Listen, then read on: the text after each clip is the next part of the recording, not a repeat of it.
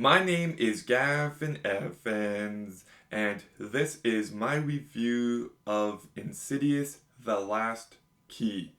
And this review will have spoilers, so there's your warning.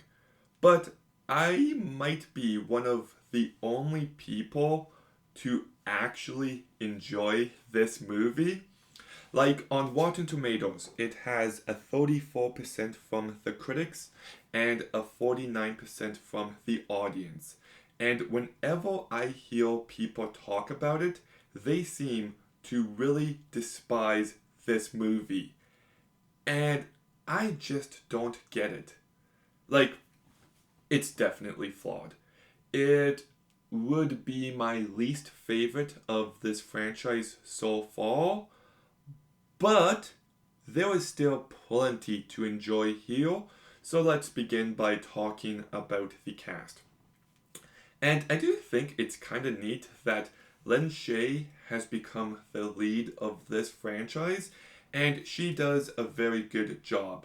She brings enough personality to her character, and she's quite convincing. Angus Sampson and Lee Winnell continue to give good performances. It is more of the same, but they're entertaining throughout. Spencer Locke and Caitlin Jord are very bad here. They are. To be fair, they don't have much material to work with, but their line delivery is just so very bad. And Bruce Davidson, who played Senator Kelly, I believe, in X-Men, and he's good in that movie, is awful here. Like, his line delivery is so bad, and he just never felt like a real character. He always felt like he was acting. And Kirk Acavado is blah, completely forgettable. So the lead performances are good, the supporting performances really suck. And talking about the story, it's a mess. But it's an interesting mess, and I do appreciate when movies try to do something different. Like, I do like the entire idea of Elise having to go back home and face her past. I do like the idea of this demon that thrives off of people doing evil and thrives off of fear. That's a very good idea. And I do love how there's a few reveals where people that you think might be ghosts turn out to be actual people. It's a nice subversion of expectations when it comes to this franchise, and it caught me completely off guard. But it just doesn't come together in the way it should have. Like I mentioned, the supporting cast sucks. These characters are so underdeveloped, and it is distracting how poorly written they are. Like, there's these two girls, Melissa and Imogen, who are completely underdeveloped, and before you know it, one of them being kidnapped is the big plot point of the final act, and I just did not care. And then it turns out the other sister can also astral project, and this felt like it felt convenient. It felt like a contrivance. And she's going to the land of spirits, and she just doesn't react at all. She doesn't seem afraid. She just acts so mundane about it, and I thought that was a terrible decision.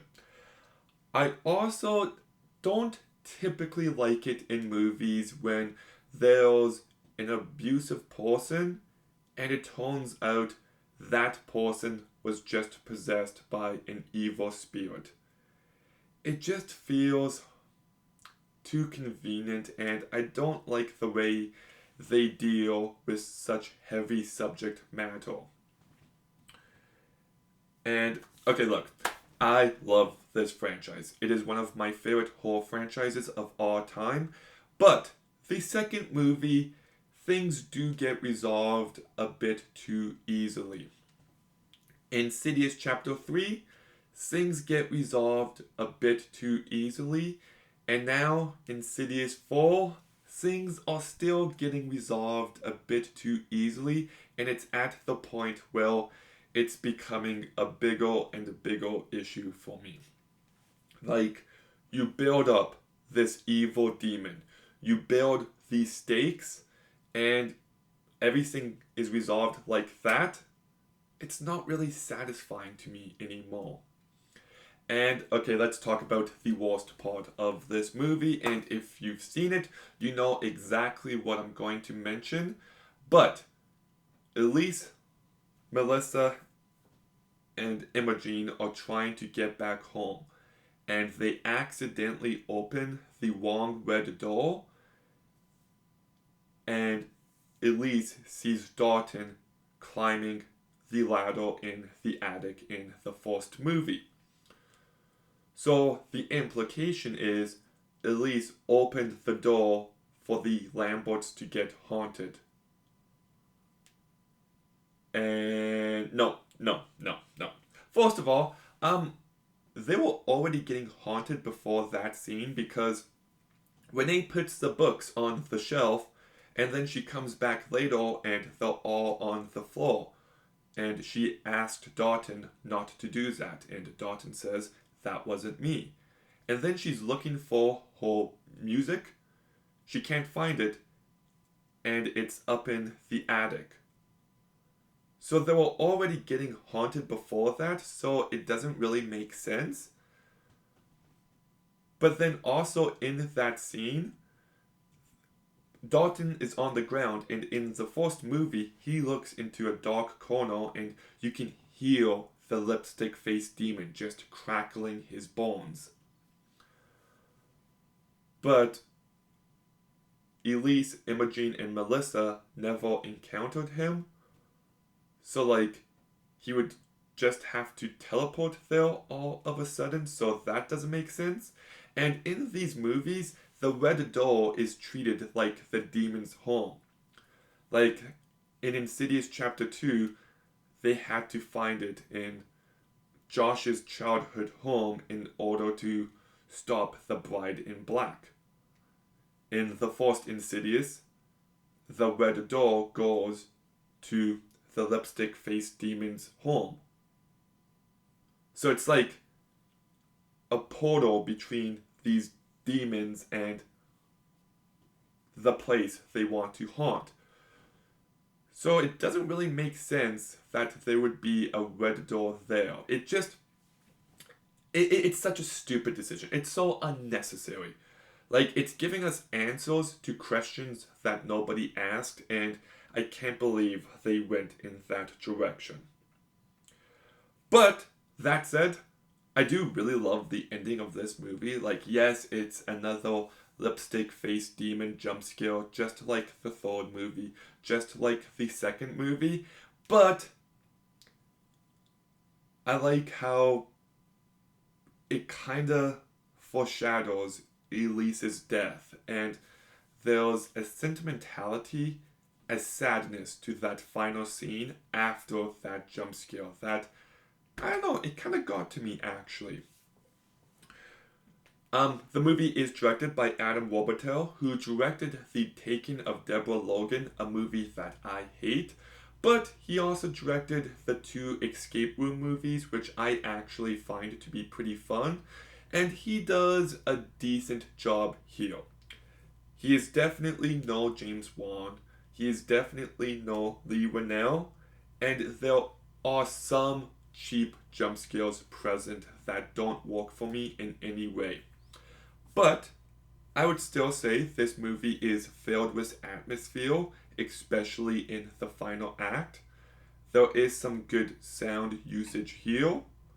The movie is well shot, and there are a couple of really effective moments. Like that scene when Elise finds the suitcases, and the way that scene just builds and builds tension is actually quite masterful, and that jump scare just gets to me so badly.